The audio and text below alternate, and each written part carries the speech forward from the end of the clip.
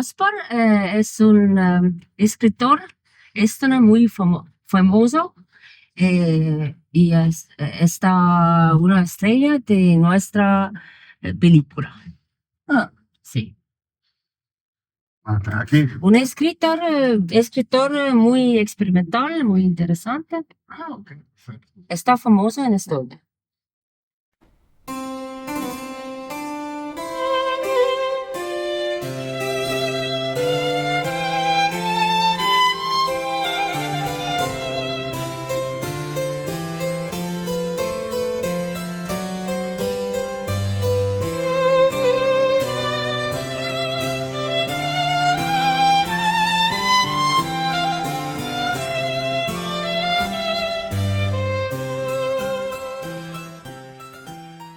Mina olen Sandra Ütemäe, see on minu YouTube'i kanal Väljasõit, inglise keeles Field Notes. Ja seekord on väga erandlik episood. Me oleme Veneetsias ja mul on eluaeg huvi pakkunud Casanova isiksus ja tema memuaarid. Ma olen alati tahtnud kellelgi lasta endale teha Veneetsias Casanova teemalise ekskursiooni. Ja see inimene siin, Kaspari Assa kirjanik ja muuhulgas dantismi uurija. Ta on teinud suure ettevalmistustöö, et me saaksime kuulda Casanovast ja näha temaga seotud paiku Veneetsias.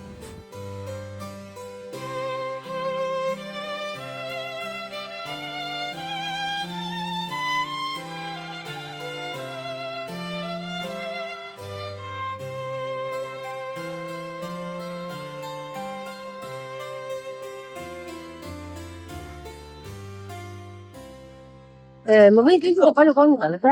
Solito noi partiamo, facciamo la passeggiata, ritorniamo indietro. Quanto ora? Noi di solito partiamo da 90. 90 euro. 90 euro? Dove? No, la passeggiata all'interno piccoli. Di solito si prende il taxi. Capisco. Il taxi. Taxi dove? Taxi o lì in fondo, Hotel Cipriani. San Samuele.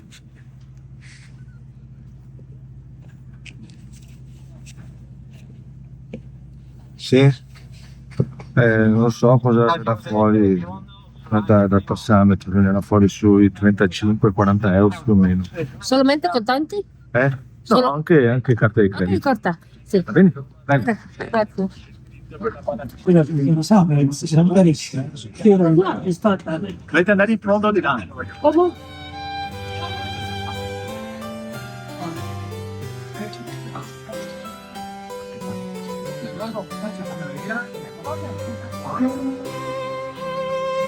No. La paura è grande, È sicura? per me no, è oggi da piccola intelligenza. La testa.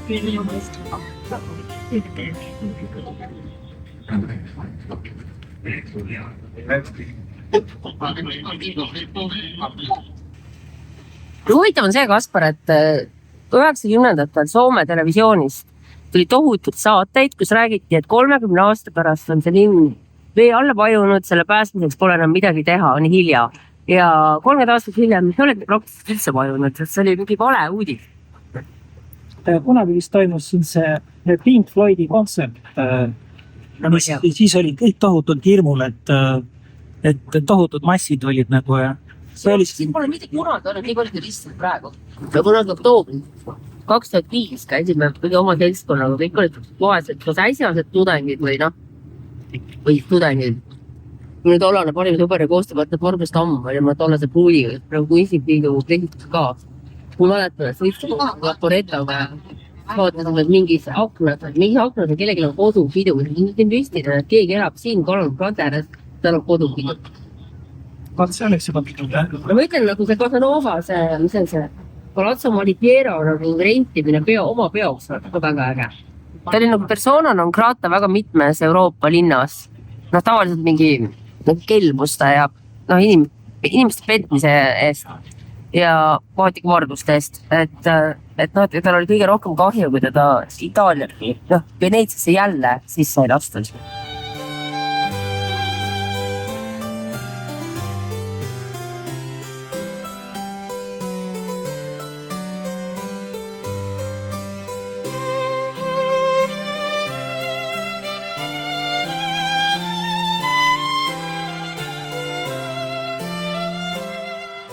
jälle divine, mis tähendab jumalik ja siis keegi sinna joonistanud kuradiktes, aga võib-olla see on nagu osa sellest reklaamist või plakatist. Kas sina saad aru? Kas see on hiljem joonistatud või kohe? Ikka hiljem on. Keegi on nalja teinud. Nüüd oleme platsis. Nüüd hakkame rääkima. Olen kaunite kunstide magister Kaspar Jassa ja mul on au ja rõõm teid kutsuda väikesele jalutuskäigule Veneetsias, keskendudes ühele kõige kuulsusrikkamale persoonile, kes siin on elanud, siis Giacomo Casanova. Ta sündis 1725 ülestõusmispühadel. Päris täpselt ei ole teada, millises majas ta sündis, aga see on see tänav kirjutatud siis seda, et kunagi seda väikest tänavat, kes siin nimetati Komöödia tänavaks. Praegu siis, nagu te näete, on Calle Malipiero. Mina käisin siin viimati päris kaua aega tagasi ja otsisin siis kirjandust Casanova kohta. Asi on selles, et eesti keeles ei olnud siis 2013 ilmunud ühtegi Casanova sellist vähimalgi määral autentset mälestuste raamatu trükki. Käies ühes raamatupoes küsisin, et kas teil on midagi Giacomo Casanova kohta.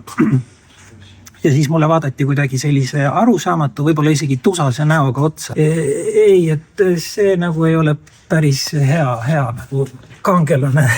Ja siis nagu see jäigi soiku, mingit raamatut ma ei leidnud Casanova kohta, aga juba enne, kuskil 2000-ndate alguses olin ma väga huvitatud rokoko ajastust ja siis galantsest sajandist, mis siis ongi see periood, kui Casanova elas. 18. sajand. Elas ta 73 aastat ja kuidagi see rokoko esteetika oma sellises efemeersuses ja nendes pastelsetes toonides, lossides, galantsetes armastajates ja kõik see kuidagi hästi meeldis mulle. Et lisaks sellele, et see oli selline galantne sajand, rokoko sajand, oli see ka siis avantüristide, šarlatanide ja seiklejate sajand. Lisaks Casanovale tegutsesid Graf Saint-Germain, Cagliostro ja 10 teised, kes olid vähem andekad. Casanova ema ja isa komöödia näitlejad. Nii et kohe oli sisse nagu valatud tema elulukku selline teatridimensioon. Teater on alati siukene maskide paraad. Et maskid vahelduvad, maski võetakse uusi, kogu aeg keerleb mingi maski show. See linn, kus me viibime, on ju karnevalide linn. Nii et siin ollakse harjutud sellega, et on hästi palju maske ja jõuludest siis lihavõtteni toimub ikkagi üks selline suur karneval, kus maskid muidku keerlevad ja keerlevad tohutu laia spektri.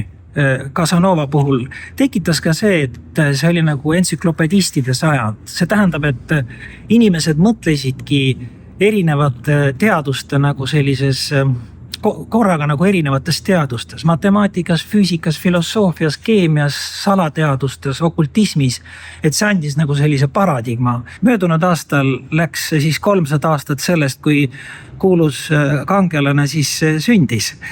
Mina teen ettepaneku, Kaspar, et lähme mööda seda tänavat, selle tänava lõpuni, et siis me täiesti kindlalt möödume sellest Casanova sünnimajast ka, mida keegi ei tea, mis oli.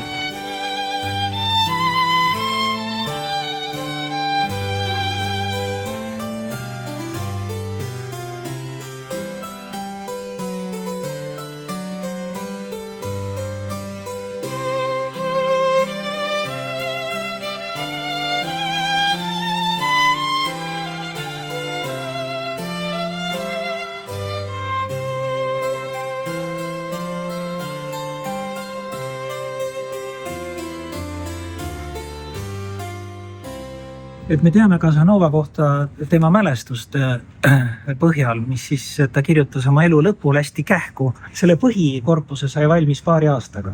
Et ta kirjutas nii, et 13 tundi ööpäevas. Ta oli ju pooleli see, et ta nagu jääb, ta ei ole selle lõppedes, ei ole kuigi vana. Ja minu oleks tema allaläik vanaduses oleks kõige huvitavam, sest ise ausalt kirjutanud. No juba seegi on Casanova puhul selline transformatsioon. Ta on ju tegelikult Itaalia kultuuri inimene ja kirjutada sellised mälestused siis mis on nagu prantsuse keeles. Aga kus siis selline suhteliselt vaesest perekonnast poisikene järsku saab entsüklopeedilise hariduse, hakkab käima keisrite ja keisrinnade juures audientsidel, satub kõrgaadli dimensiooni, mis on nagu täiesti uskumatu lend. Et kuidas ta oskas selle kõik nagu saavutada? No vaatame, esiteks võib-olla siis tema nii-öelda kõik elukutsed. Et luuletaja, prosaist, dramaturg, tõlkija, filoloog, keemik, matemaatik, ajaloolane, finantsist, jurist, diplomaat, muusik, kaardimängija. Muidugi seda armuteemat nagu seksuaalne gigant, nagu teda vist kutsuti omal ajal. See on muidugi võib-olla kõige tuntum tema külg. Aga siis salateenistused erinevad, kus ta tegutses, duellant, samuti vabamüürlane ja roosiristlane, kõik see alkeemia, maagia. Ühesõnaga, siin on nagu praktiliselt võib-olla 20 elukutset, millel ta kõigel nagu ka tegutses. Et kuidas ta siis sellise ettevalmistuse sai? Ema ja isa olid pidevates gastrollides. Tegelikult see perekond oli päris suur, et hiljem said tema vennad hinnatud maalikunstnikeks ja õde muusikuks. Aga saadeti ta siis õppima siia lähedale Padovasse. Seal tekkis tal siis selline inimene, kes nagu oli tema suur sõber ja poolehoidja, Abt Kotsi. Abt Kotsi õpetas talle siis juba siin räägitud matemaatikat, alkeemiat, mitmesuguseid akadeemilisi aineid, aga ka viiulimängu. Et hiljem ta nii mõnegi aja tegutses viiulimängijana siin samas Veneetsias. Ja seal samas Kotside majas siis ta kohtus ühe Bettinaga, kes oli selle Kotsi siis õde. Ja sealt oli siis tekkis see esimene kontakt vastassugupoolega ja see meeldivus ja meeldimine ja kõik see. Et seda ta nimetab siis oma esimeseks sammuks selles suures võidukäigus armumaailmas. See suhe jäi selliseks platooniliseks, Bettina hiljem abiellus, aga Casanovaga ta pidas sidet, nii nagu Kotsi perekonnaga üldse. Õpita siis ka ülikoolis, juba 17-aastaselt on ta juuradoktor. Üldiselt pandi ta paika nagu, et temast saaks kiriku jurist. Aga muidugi jällegi see mitmekülgsed huvid ikka ta neid kogu aeg arendab edasi, õpib seda juba ka meditsiini. Seda meditsiini tal läheb pärast väga vaja, sest ta hakkab inimesi ravima, mis on ikkagi selline pigem kelmus, aga ta õpib siis mingid asjad selgeks, et sa ei saa olla mingis valdkonnas kelm, kui sa ikkagi mingit levelit nagu mingeid asju ei tunne. Et mul tuli meelde, et mõned aastad tagasi ilmus inglise keeles raamat Casanovast ja meditsiinist, kus võetakse välja tema mälestustest kõik meditsiini puudutavad küsimused ja leitakse, et tegelikult ta oli täiesti adekvaatne oma aja meditsiini piirides, et olid väga laialdased teadmised ja ta oskas nii ennast kui teisi ka ravida. Õpingud muidku kestavad ja proovis siis ka nagu seda kiriku tegevust juristina mitte kuigi edukalt, aga samal ajal ta siis hakkab ka juba hasartmänge mängima. Eks see kõik oli muidugi ju tore, kui sul on teadmisi hästi palju, aga kui sul nagu ei ole rahalisi vahendeid, siis see jääb kõik kuidagi selliseks õõnsaks. Ja kohe hakkab siis tal mõttega nagu jooksma, et kuidas tekitada rahalisi vahendeid ja veelgi enam hakata leidma endale selliseid rikkaid protektoreid ja poolehoidjaid. Et muidu sa lihtsalt jäädki istuma nendes teadmiste otsa. Näiteks üks esimestest tema sellisteks patroonideks oli Alvizio Gasparo Malipiero. Nimelt siis Palazzo Malipiero omanik, võimas selline rahandustegelane, senaator. Ja Casanova elas siis seal tema majas mitmeid aastaid. Senaator suhtus temasse väga hästi, varustas teda rahaga, kõigega. See kuidagi, eks see Casanova pidi olema väga sümpaatne igas mõttes. Ega muidu ta nagu ei oleks laineid löönud niimoodi. Mis veelgi tähtsam, ta nagu sai kuidagi selle ligipääsu kõrgs seltskond aadlike juurde, eliidi juurde.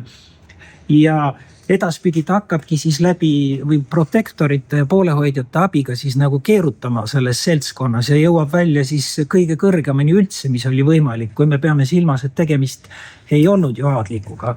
Ehkki kuskil 1760-ndatel hakkab ta ennast kutsuma Marquis de Sengaliks, võtab ise lihtsalt endale aadli tiitli ja paneb oma sellele kuulsale eluloo raamatusse ka selle Giacomo Casanova Marquis de Sengal. Kui ta väga noorena käis paavsti juures palverännakul, siis paavst andis temale nagu igale palverändurile pisikese plekist risti ja ta ümbritses selle risti kalliskivide ja briljantidega, need kõik eeldasid, see mingi tohutult oluline orden. Et see oli ka nagu see mängimine sellest sotsiaalse staatusega, et kõik eeldasid, et see on tähtis orden, tegelikult see oli lihtne palveränduri rist paavstilt. Ja ta kauples välja, et ta võib paavstilt endalt, et ta võib süüa reedeti liha, mis oli katoliiklastele, mis on vastupäev. Oleme jõudnud siis San Samuele kirikusse, kus Giacomo Casanova ristiti. Ja võiks nagu tekkida sihukene vastuolu, et kuidas siis sellise šarlatan ja kelm ja nii edasi seikleja suhestus siis kirikuga. Aga kui me vaatame siis Casanova elulugu, siis tegelikult ju esiteks ta püüdis olla kiriku jurist. Tal oli seos olemas kirikuga kogu aeg. Et ta oli noviits ja kirikusse püüdis ta veel edaspidigi oma elus kuidagi sattuda, kui olid meeleheitlikud hetked, nii et ta nagu hoidis seda kiriku teemat kogu aeg õhus, mis on nagu arusaadav, kui me vaatame siin Veneetsias natuke ringi, siis siin on 10 kirikuid, nii et a priori on inimesed, kes siin elavad, nad on niivõrd seotud ristiusuga, et see on lihtsalt nagu elu üks osa. Ja võib-olla on väga tähenduslik ka üks asjaolu, et Casanova viimaseks lauseks olevat olnud see, et ma elasin filosoofina ja suren kristlasena. Et selles on võetud kokku nagu see selline ilmalik maailm ja kristlik maailm. Et ta pidas ikkagi ennast kogu aeg kristlaseks ja ilmselt käis kirikus ja leidis tuge oma nendele lõpututele seiklustele ja kelmustele. Et tihtipeale see on nagu selline tugisamas sellist tüüpi seikluslikele inimestele. Aga kui me siin Veneetsias lihtsalt ka ringi jalutame, siis siin on tihtipeale tänaval hästi palju rahvas, siis kirikud on sellised kohad, kus saab minna sisse ja lihtsalt igas mõttes nagu füüsiliselt, vaimselt, hingeliselt korraks puhata ja siis jätkata oma teekonda. Võib-olla kõige andekam oli Casanova hoopis reisimisvaldkonnas. Et neid riike, mis ta ja linnu läbis, neid oli 10 kaupa. Tõsi, sellel oli ka teatud põhjus. Tihtipeale igasuguste trikkide pärast lihtsalt ta siis sunniti lahkuma. Et asi läks palavaks ja ta hakkas siis reisima muidku. Tollel ajal siis galantne sajand ja veel hiljem 19. sajand oli selline žanr nagu Grand Tour, mis tähendas siis seda, et noor inimene, eriti kogutakse võib-olla meesterahvaid, pidid minema siis sellisele paariaastasele tuurile mööda Euroopat. Tavaliselt puudutas see siis Londonit, Berliini, Torinot, Rooma, veel teisigi linnu. Ja Casanova hakkas siis pihta oma Grand Touriga. Ja Grand Tour tahes tahtmata viis ta tolle tähtsamasse linna, see oli Euroopa tähtsamasse linna, see oli Pariis. Selle sama Grand Touri käigus ta puutus kokku siis vabamüürlastega ja roosiristlastega ja astus siis sellesse kampa. Et talle nagu meeldis see selline seltskond, veelgi enam meeldis ta talle sellepärast, et sellega oli seotud palju jõukaid inimesi, nii et ta sai nagu noolida mingeid patroone või selliseid siis toetajaid ja poolehoidjaid. Aga ta siiski nagu päris tõsiselt ka tegeles selle vabamüürlusega, nii et ta lõpuks sai šoti rituaali meistri kõrgeima astme. Ta vabamüürlasi oli tollel ajal hästi palju. sellega olid seotud näiteks Prévost, Voltaire, Duclos, Boucher, Helvetius, Laclos, Condorcet, Lafayette. Pariisis siis oli ta 2 aastat ja ta ei istunud seal niisama, ei käinud ainult teatrites, restoranides, klubides, ei seigelnud naistega, vaid ta ikkagi ka kirjutas. Ta püüdis ikkagi ka kõige selle juures kirjanduslikku karjääri nagu kuidagi edendada.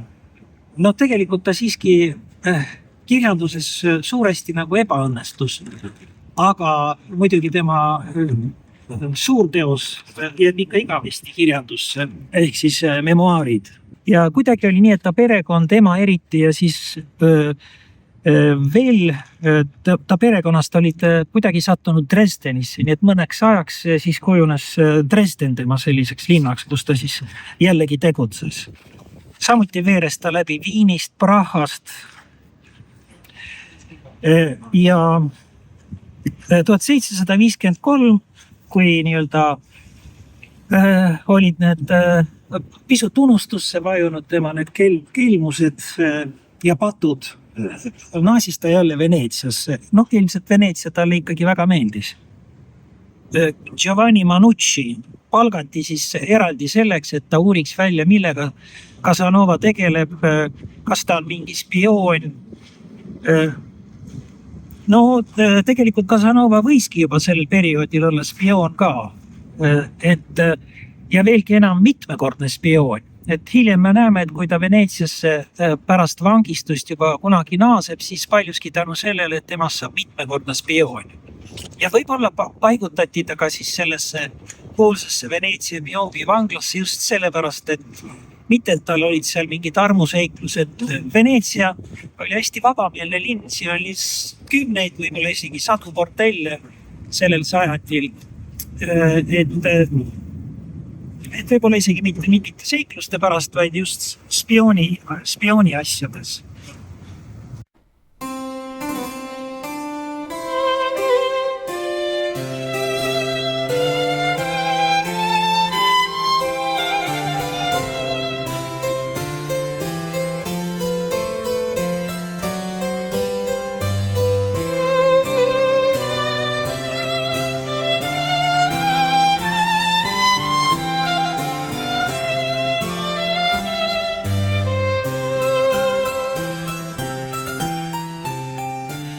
Lõbus põnn.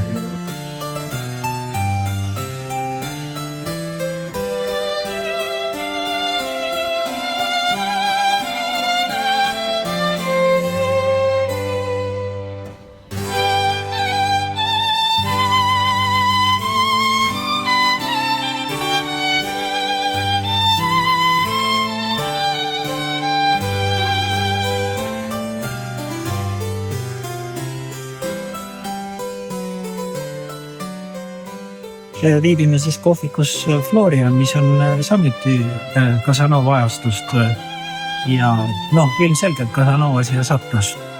Ma ei tea, meie mõistes keskeas, oma aja mõistes vanas eas, kui ta oli juba kaotanud oma füüsilise atraktiivsuse ja raha ja ammu otsas ja ei olnud erilise võimalusest juurde teenida, siis ta oli teadaolevalt inkvisitsiooni agent ja ta käis kohvikutes inimeste juttu kuulamas ja nende kohta ettekandeid kirjutamas. Ja need ettekanded on säilinud Veneetsia arhiivis. Et jalgsi rännata ma enam ei suuda ja peegleisse vaadates tuleb naer peale. Siuke nagu elutraagika. Ta 58 oli täiesti omadega läbi, ta ei olnud hambaid. Väidetavalt iga kord, kui ta ise arvas, et tal oli süüfilis, tal ei olnudki süüfilis, oli mõni muu suguhaiglas. Seda ikkagi raviti kui süüfilist elavhõbedega, mille tulemusena loomulikult tükid hambad välja, aga tollal ei olnud üldse hambaravit. Et inimesed olidki hambutud, Voltaire oli ka hambutud. Et see on jah nagu, et kui mõelda, et 58 tegelikult elu läbi. Ma isegi imestan, et tal selline melu naiste hulgas oli. Ta oli nagu mingisugune mu armastuse peategelane Veronika ütles, et nagu assortiiga karp, mis puudutab suguhaigusi. Tundub mulle päris jõudne. Patroon Ragandin oli talle öelnud päris palju kordi, et võtaks ennast kokku ja lahkuks Veneetsiast. Et asjad on nagu halvad, aga ta ikkagi nagu ei läinud, siis 55 ta arreteeritakse ja et tribunal otsustas ta siis nagu 5 aastaks vangi panna. Otsest süüdistust ei esitatudki ja siis see vangla asus Doge de Palais kõige ülemisel korrusel. Ja seda siis kutsuti biombiks ehk pliitina vanglaks, sellepärast et katusse kivid olid tehtud pliitinast ja selle mõte oli ilmselt selles, et vange nagu siis kuidagi mõjutada. Et see tähendas seda, et talvel oli hästi külm ja suvel läks tohutult palavaks. Aga see oli nagu siiski sellisele kõrgemast soost vangidele ja nagu siis nagu vist isegi nagu hea koht. Tribunal olles võtnud teadmiseks, et Giacomo Casanova poolt peamiselt avalikus kohas püha religiooni vastu toime pandud rasked süüteod, on ekstsellentsid lasknud ta arreteerida ja vangistada 7 kambrit hõlmava vangla, mis asub Doge de Palais idatiiva ülemisel korrusel, mis on nagu reserveeritud kõrgemast seisust vangidele ja teatud tüüpi kurjategijad, nagu poliitvangid, ametist tagandatud või vabameelsed preestrid, mungad, liiklasvõtjad. Ja elas ta siis selles majas üksikvangistuses. Siin taamal on näha ühte silda ka, mida kutsutakse ohete sillaks. Aga need ei ole nagu siis armuohked, vaid vange viidi läbi selle silla siis vangi. Nii et nad ohkasid, et nad peavad hakkama elama pikki aastaid kambrites ilma võimaluseta kuhugi välja vaadata, sest enamik kambrid olid ilma akendeta. Kuidagi ta räägib oma mälestustes, et need kohutav pimedus oli suvel ajal tohutu kuumus ja miljonid kirgud, need tõeline põrgu. Casanova ei jäänud käsi rüppes istuma, vaid hakkas mõtlema, et kuidas jalga lasta, sest et see ikkagi 5 aastat istuda ei vaimustanud teda eriti. Ja siis ta kuidagi seal kööningul, seal üleval kuskil, ta leidis vist mingi ora kuskil. Ja siis ta kuidagi suutis selle oma kambrisse viia ja hakkas siis seda ora ihuma. Ja jõudiski tulemuseni. Ja hakkas voodi alla puurima auku. Põrandad olid puidust. Casanova sättis asju nii, et ta pidi karnevali ajal põgenema. Et siis allpool korrustel inkvisiitorid nagu ilmselt ei oleks seal viibinud. See ei olnud karneval, see oli kõigi pühade töö. Ja siis tollal oli ka mingit sorti karneval. Võin öelda, et olles siin käinud 1,5 aastat tagasi, 2024, ma neid Bernaali vaatamas. Mina ajavahemik või see kõigi töö Halloweenina tuntud, et mitte midagi linnapeal ei toimunud. Ainult lapsed ja Ameerika turistid olid kostümeerinud. Et siis oli nagu mingi suurem pidustus linnas. Tollal oli. Aga ootamatult paigutati ta teise kambrisse, kus oli siis aken ja siis avastati, et ta oli hakanud sinna auku kraapima. Kirjutab ta siis nii, et ma istusin toolidel nagu piikselöödist tabatud ja liikumatu nagu kuju. Mõistes, et kõik mu pingutused on olnud asjatud, kuid mul pole midagi kahetseda. Mult võeti ära lootus ja ma ei saanud endale muud leevendust pakkuda, kui mõelda sellele, mis minuga nüüd edasi saab. Et talle tekkis selline kaaslane, keegi selline lõbus preester, isa Palli, kes siis, kelle abiga ta siis kuidagi sai tugitooli sees jälle ühe ora oma kambrisse. Et pidi olema ka mingi inimene vangivalvurite seas, kes siis seda nagu võimaldas. Räägitakse, et kõigi tõid pastaga täidetud taldriku ja seal all kuskil oli see ora. Nüüd hakkas Casanova tegema kambrivae sisse auku ja see siis õnnestus lõpuks, et ta saigi augu tehtud. Kuidagi läbi katusse udu sees õnnestus tal siis jalga lasta. Ta hakkab oma mälestusi jutustama seltskonnas. See oli pikk protsess, nende memuaaride tekkimine. 1790. alguses, et ta juba harjutas seda teksti ja kuidagi ettekandmist ja andis ka välja siis sellest Beyondist põgenemise mitmeid trükte, raamatud, mis oli tohutult populaarne, sest et Beyondist ei olnud mitte ükski mitte kunagi põgenenud. Ega ka ei põgenenudki mitte kunagi, sest pärast nagu see hakati kasutama uut vanglat, mis jääb siis siiapoole. Nii et 1756 oli ta Veneetsiast läinud ja oli päris selge, et siia tagasi tulla ei olnud pikka aega üldse soovitav. 1575 saabub ta siis Pariisi. Ma nägin, et edu saavutamiseks pean panema mängu kõik oma füüsilised ja vaimsed anded, tutvuma kõrgetasemeliste ja mõjukate inimestega, alati end kontrollima, võtma üle nende arvamused, kellele nagu ma näen, on vaja meeldida. Siin ootas teda kunagine Veneetsia saadik, tema sõber de Bernier, kes soovitas korraldada siis riigibaterii, mis oli ka seotud kuningaga. Kuidas ta seda oskas korraldada, see on muidugi päris arusaamatu. Aga nagu me rääkisime, ta oli niivõrd mitmekülgne inimene, ta sai sellega hakkama. Väga naljakas on nagu tema memoaarides see, kus ta räägib mingite finantsistidega ja räägib sellest, et ta ei saa mitte midagi aru, mida need finantsistid räägivad. Aga ta lihtsalt vaikis ja kuulas neid. Kuna tema elu ja tagant natuke vanemana ja võib-olla ka targemana mõelnud, et kus oleks pidanud tegema midagi teisiti, et sul oleks selle kõige eelpool mainitud saamiseks, tegemiseks vajalik parandus.